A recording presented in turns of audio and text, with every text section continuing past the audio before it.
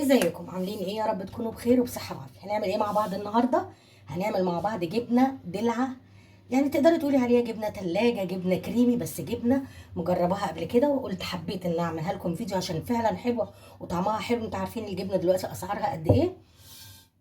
هنشوف هنعمل الجبنه الكريمي او التلاجة او الملح خفيف ازاي.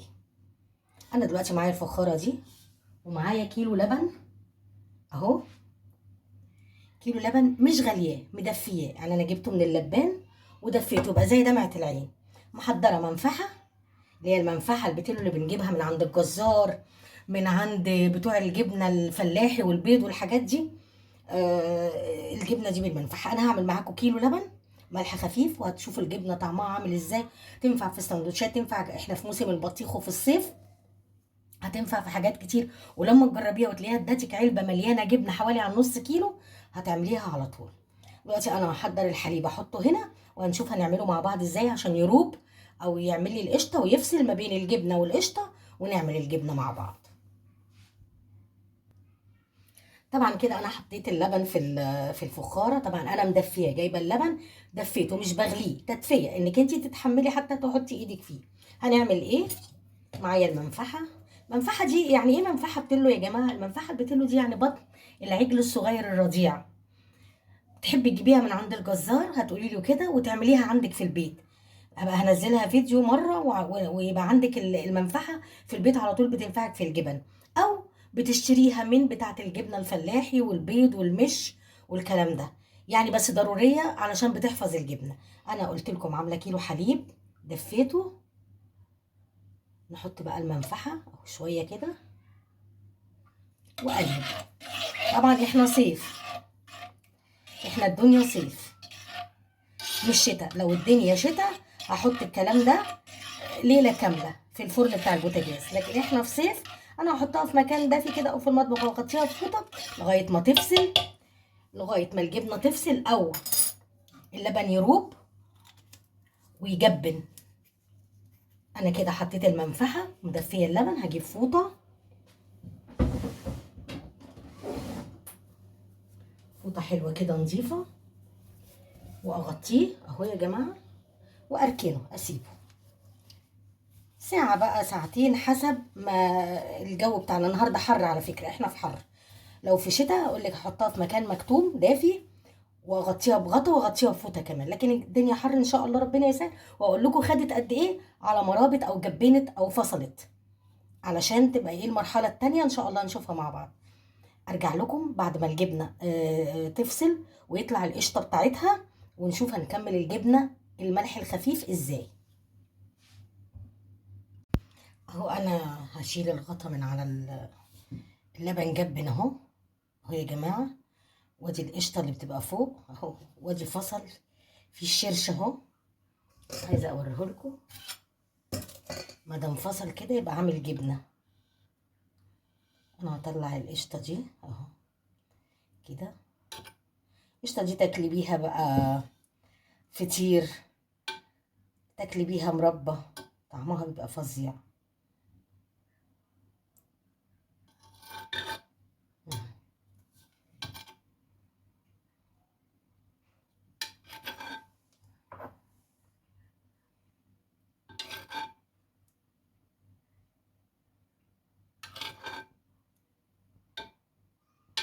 عايزه تخلي القشطه في الجبنه خليها، بس تبقى دسمه قوي.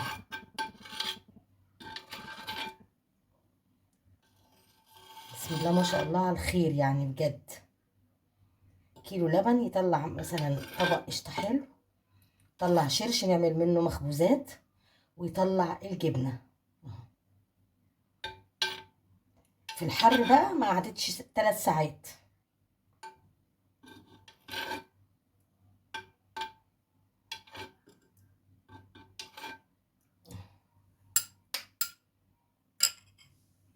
هاجي هنا بقى اجيب شاشه اللي هي بتاعت الجبنه وبتاعت الكسكسي والحاجات دي، وافرشها على مصفى. الشاشه دي نضيفه، انا بشيلها للكسكسي، بشيلها للجبن، العرق سوس، الحاجات دي اهو. واعمل كده وانزل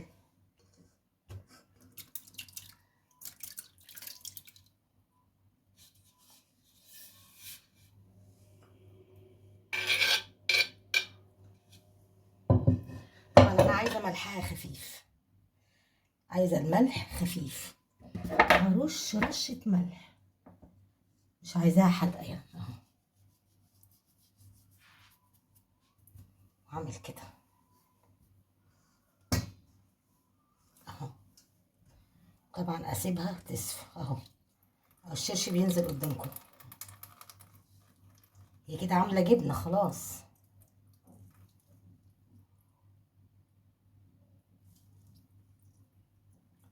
هسيبها بقى كده، هربطها كده واسيبها هنا شويه تنزل الشرش بتاعها، ونرجع نشوف هنكمل ازاي. كده انا صفيت الجبنه وحطيتها في علبه، صفيتها من الشرش وحطيتها في علبه.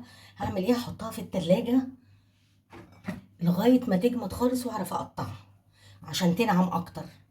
بعد كده هوريها لكم بعد ما تجمد في التلاجة ساعتين 3 4 حسب ما تاخد، ونرجع نقطعها مع بعض اهو.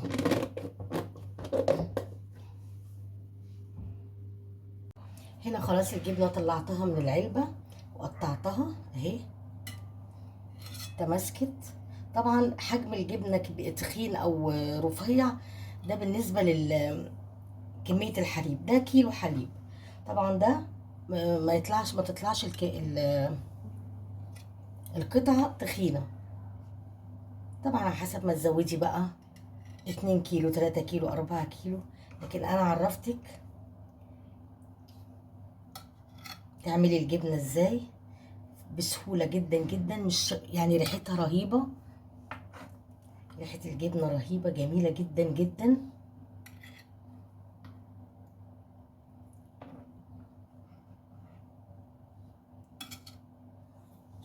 طعمها في منتهى الجمال.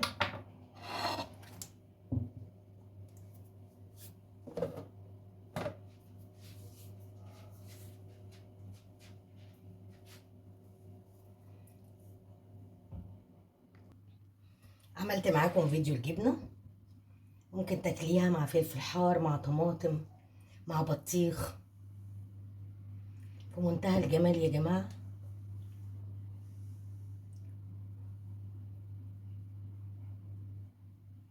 الجبنه دلعه وحلوه، معموله بلبن طبيعي في البيت. عايزه بقى تضاعفي الكميه وحابه الخرطه كبيره، ده حاجه ترجع لك انت. عملت معاكم الجبنه الملح الخفيف، يا ريت تجربوها، حلوه قوي وسهله في البيت. ما تنسوناش في اللايك والشير والسبسكرايب. دمتم بخير والقاكم في فيديو جديد.